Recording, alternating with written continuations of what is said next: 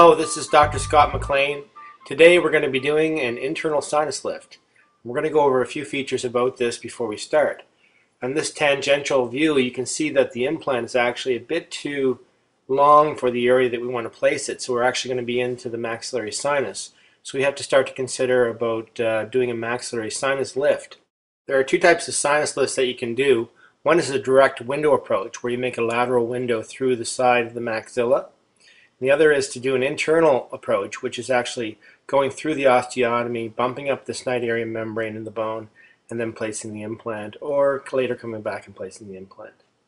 Regardless if you do the lateral or the internal approach, it's important to evaluate the CT scan of the sinus prior to doing the surgery.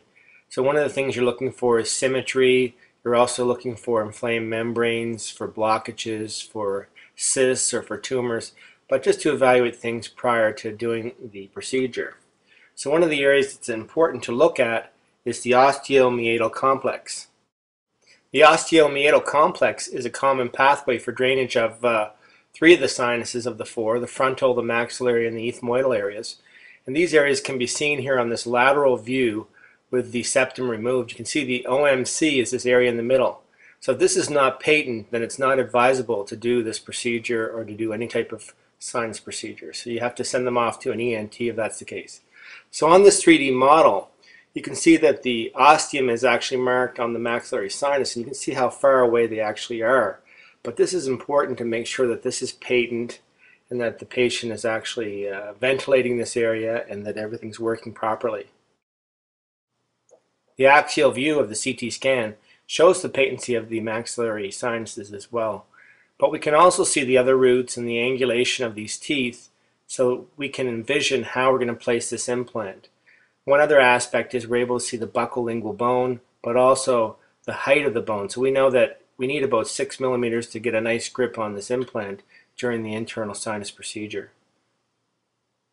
We want to place our flap slightly lingual to the mid-crest area, and this enables us to bring the flap completely back over the implant for healing, which creates a nice seal for the implant system. So here we are using a number 15 blade. We want to cut right down to the perosteum and then come back with a molt elevator. The molt elevator does a nice job of releasing the perosteum and getting a nice clean surgical site.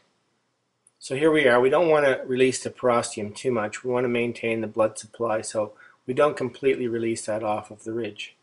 So you can see here we get a good view of the ridge, allowing us to visualize where we want to be, and we also have to release the lingual of the incision a little bit as well. So we place our guide into the mouth. We can take a visual look because we know that once this is in place, we can only go 6 millimeters further than this position.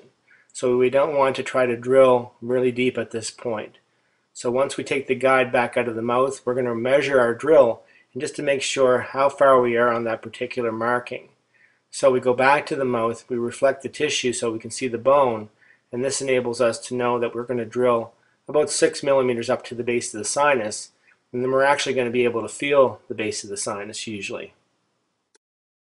You can actually feel the base of the sinus in this case once you get to that 6 millimeter mark. And this enables us to get a kind of a tactile sense of where we're going to be.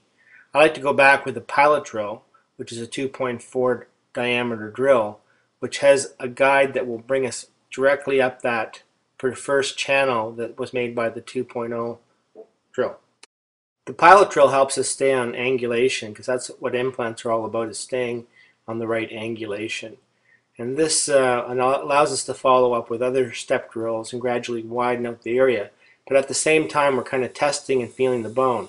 So in this particular case, this is more like a type 3 bone, so it's fairly good bone. And this enables me to think that I don't want to drill too wide because I want the implant to do a little bit of compressing when it goes in so I can get a nice stability. We gradually get to the point where we're going to introduce the osteotomes. These are offset osteotomes by Salvin. You can order this kit. What you'll notice on this particular kit is you can put a measurement device which allows you not to go too far. The other thing you'll notice is it has a concave tip, which is important for pushing up the bone because we don't want to have something convex because that will actually break through and possibly tear the membrane. well, this will lift up a little bit more gently and actually do quite an effective job. It's important to inform the patient that they're going to feel a gradual increase in the tapping as we go from a little bit of tapping to a little bit more. And this is the procedure where we're actually going to do a mini fracture of the lower aspect of the maxillary sinus, which is going to lift up the Schneiderian membrane and also lift up the bone itself. So you hear kind of a little pop, and this little pop will allow you to know that you're actually through, and then you want to stop with the mallet and start to do things by hand so you can get kind of a feel. So you gently push this up. You don't want to go too fast at this, and this will enable the membrane to go up without tearing. This works very effectively. One test you could do to test that the sinus is not perforated is to hold the patient's nose and have them gently blow, and you can see if there's any air coming through the osteotomy site. Quite typically the Schneiderian membrane is intact and everything is fine. If not, you may have to go to another procedure, which is to put some collagen up in the area and then do your bone grafting. We're using an allograft here coming from a cadaveric source called rhabdos, and we're mixing it up with a little bit of saline just so that it stays together while we're putting it in. I like to carry it with a bone spoon. Some people inject it. I find when I inject it, it actually gets bound up and I get where I really have to push hard. This way, by putting a little bit in at a time, I can take the osteotome and then push it back up into the sinus area. And this makes it so that it's a little bit easier.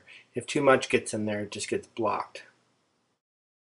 So we continue on with this procedure until we put the bone graft material in, and this is going to be prior to placing the implant, because we do have 6 millimeters of bone here, which is very adequate to place a 10 millimeter implant.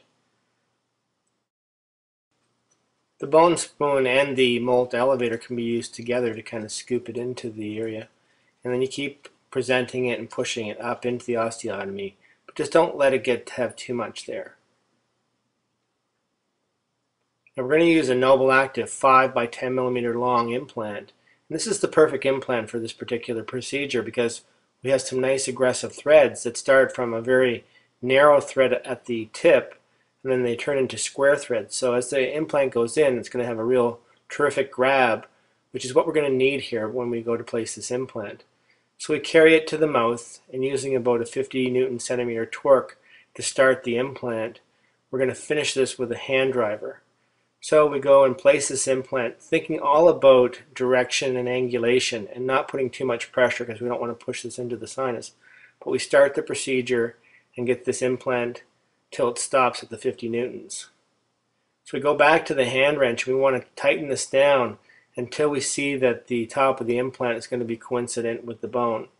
So you can see as we move this, we're holding the torque wrench just on the tip with my finger, and then the other finger goes on the little teardrop and starts to move the torque, and this enables me to measure the torque as I'm working. And we can see that this is measuring at 70 newtons, which is just amazing for 6 millimeters of bone.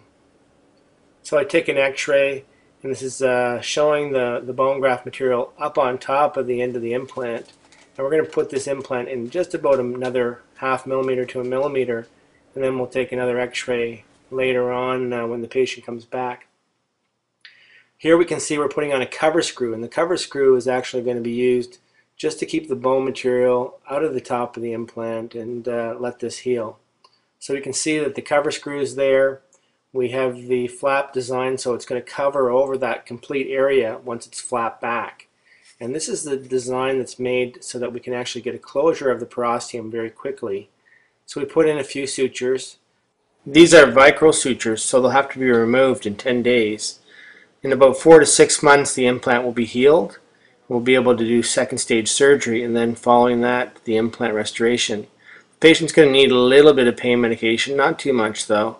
Then some antibiotics, some chlorhexidine, and then some antihistamines as well. Sometimes they even need some steroids. So this is Dr. Scott McLean, and this has been a YouTube presentation about the internal sinus lift procedure for implant dentistry.